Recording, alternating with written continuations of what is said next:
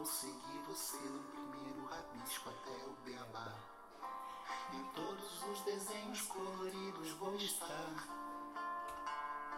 A casa, a montanha, duas nuvens no céu e o sol a sorrir no papel. Sou eu que vou ser seu colega, seus problemas. Tudo bem? Como que vocês estão?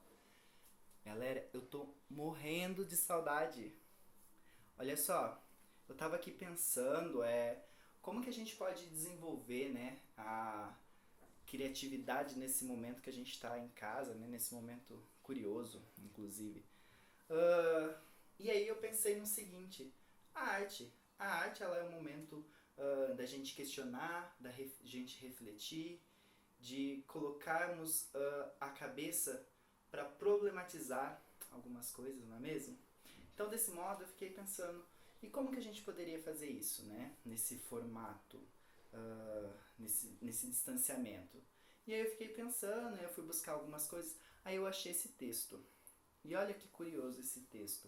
Ele vai trazer um olhar, né, que ele vai se desenvolvendo ao longo da trama, e a gente só sabe o que exatamente está acontecendo no final, né? Como um espetáculo de teatro, né? Onde vai de fato revelar o enredo da história toda, né? Não é mesmo? Então olha só, eu vou ler para vocês aqui, tá? Chama A Carteira, de Machado de Assis. Vamos lá? Então olha.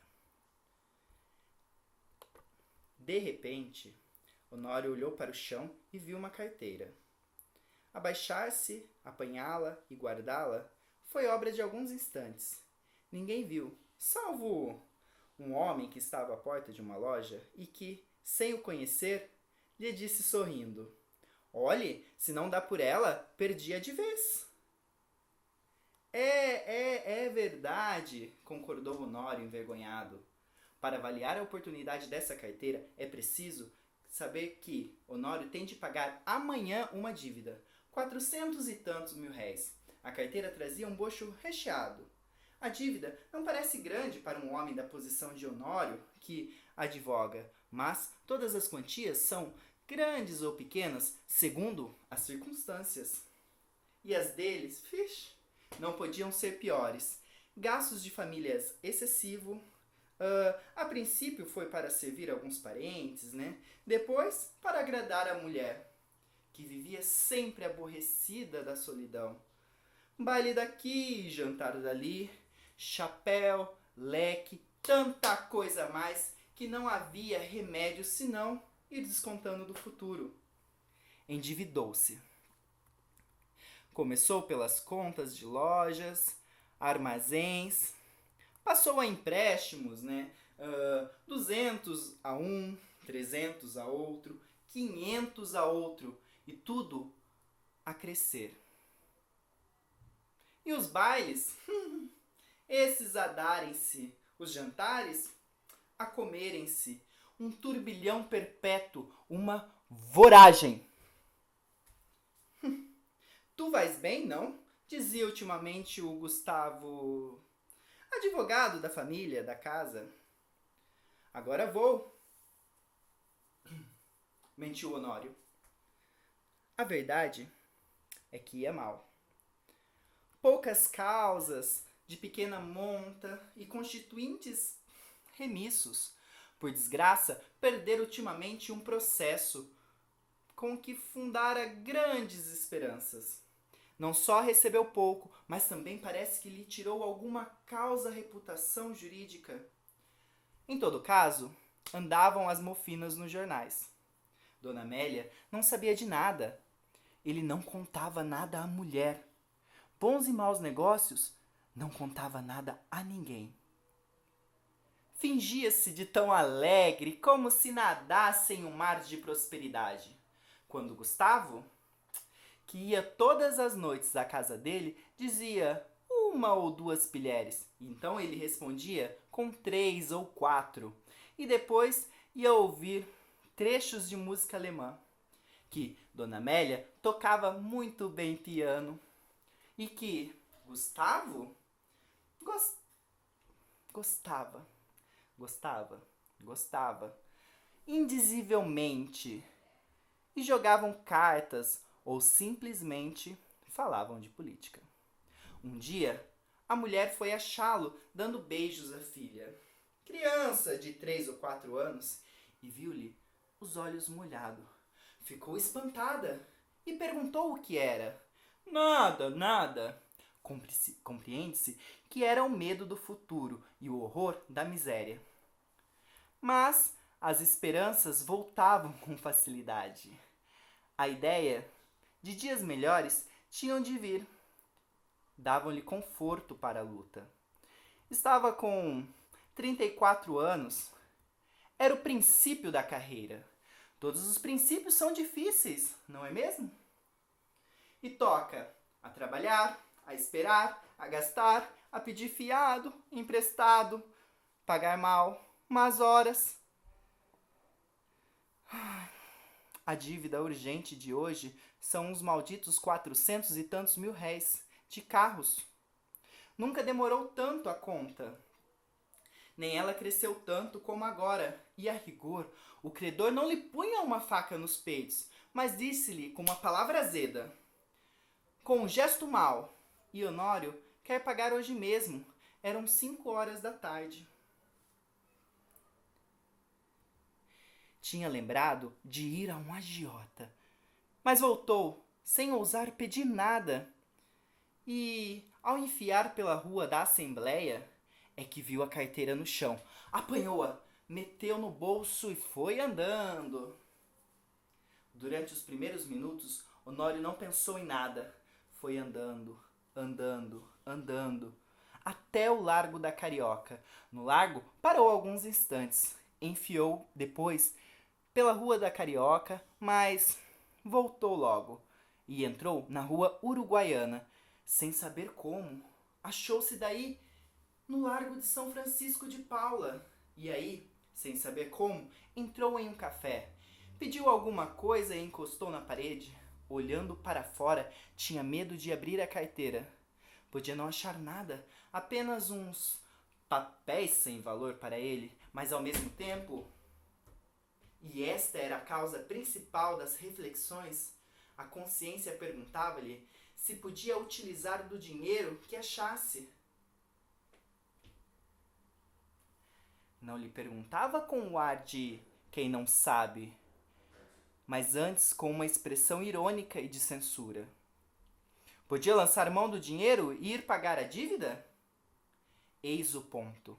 A consciência acabou-lhe por dizer que não podia, que devia levar a carteira à polícia ou anunciá-la.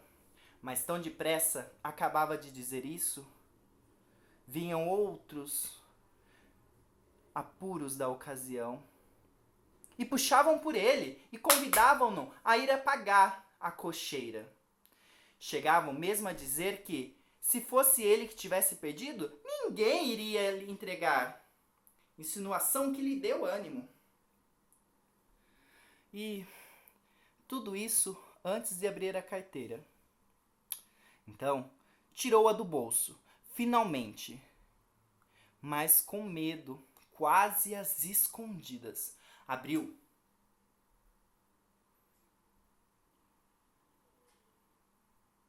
E ficou trêmulo. Tinha dinheiro. Muito dinheiro. Não contou, mas viu que com 2 notas, uns 200 mil réis, algumas de 50, calculou uns 700 mil réis, ou mais. Quando menos, 600. Era a dívida paga. Eram menos coisas para se preocupar. Honório teve tentações de fechar os olhos, correr a cocheira, pagar. E depois da dívida paga, adeus. Reconciliar-se-ia consigo. Fechou a carteira e, com medo de perder, tornou a guardá-la. Mas daí a pouco, tirou outra vez e abriu. Com vontade de contar o dinheiro. Contar para quê? Era dele? Afinal, Venceu-se e contou. Eram 730 mil réis. Honório teve um calafrio.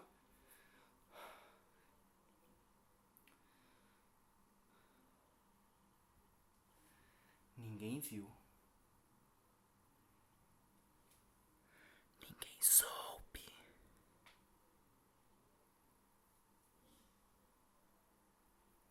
Podia ser um lance de fortuna? A sua boa sorte? Um anjo.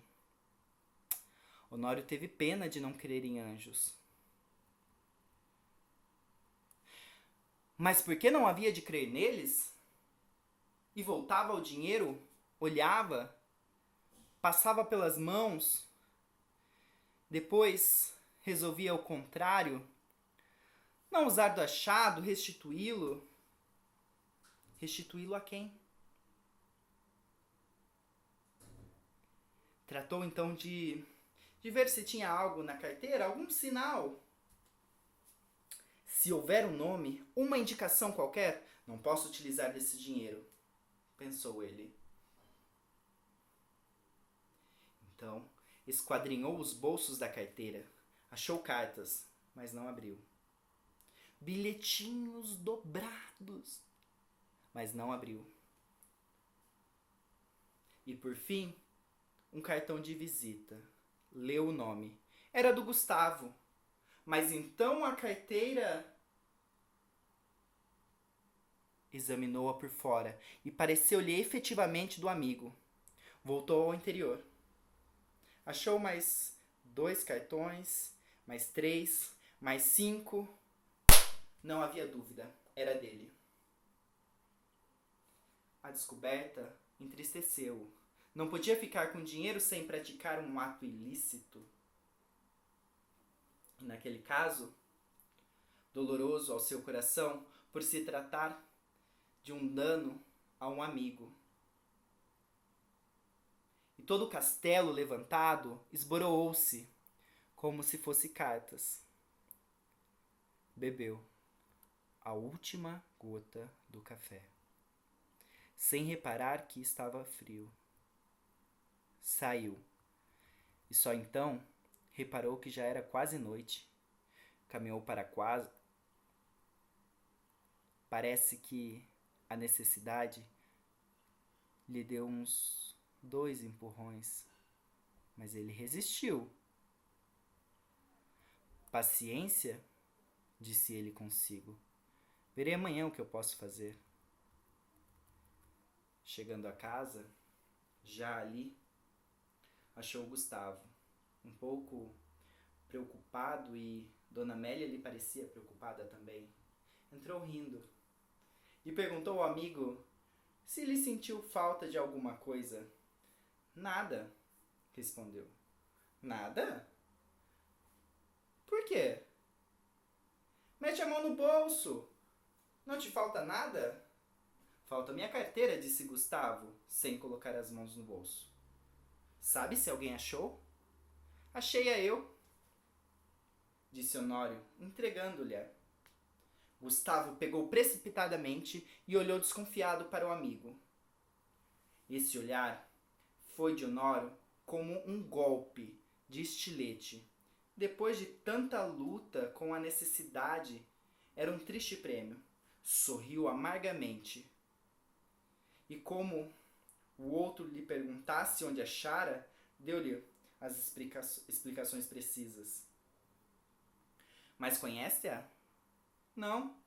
Achei teus bilhetes de visita. Honório deu 2 voltas e foi mudar de toalete para o jantar.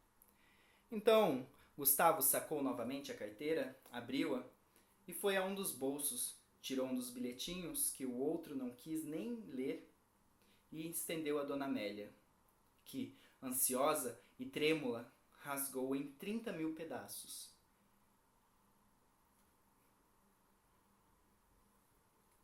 Era um bilhetinho de amor.